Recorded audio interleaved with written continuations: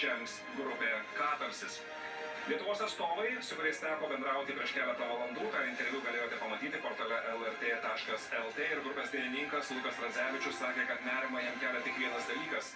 Prieš tai ką tik matytame Izraelio atstovės pasirodyme, yra naudojama pirotechnika ir nuo jos scenoje lieka dūmai ir lieka parako kvapas, su kuriuo šiek tiek sudėtinga atlikti pirmąją kūrinio dalį. Repeticijų metu grupės nariai tai pastebėjo, dėl to renginio organizatoriai jiems skyrė šiek tiek ilgesnę pertraukėlę, jos metu ir buvo parodytas šis trumpas filmukas apie atidarymo ceremoniją. Na, Lukas ir visa likusi grupė sakė, tikisi, kad viskas bus gerai, nori surengti kuo geresnį pasirodymą, siunčia linkėjimus Lietuvai ir tai, kad Katarsis pateko į Eurovizijos finalą, iš tiesų buvo labai džiugi akimirka. Grupės nariai sakė, jog dabar jie jaučiasi kur kas ramiau, tačiau yra kupini noro surengti kuo geresnį pasirodymą šioje didžiojo finalo scenoje ir tikisi, kad viskas čia pavyks puikiai. Na, o mes tuo visiškai net neabejojame. Lietuva, visas dėmesys į ekranus, kadangi scenoje grupė Katarsis ir daina Tavo akys.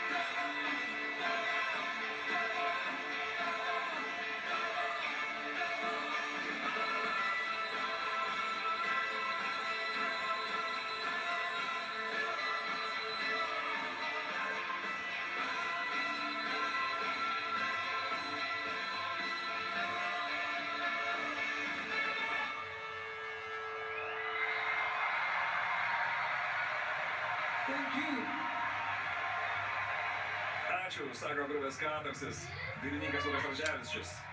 Šėlstantis Lietuvos gerbėjai ir kalbėkit, ką norit, šitos 3 minutės visame šitame eurovizinėme kontekste tikrai buvo išskirtinės ir ypatingos. Lietuva į Euroviziją atsiuntė dainą lietuvių kalba, alternatyvios muzikos grupę su savo požiūriu,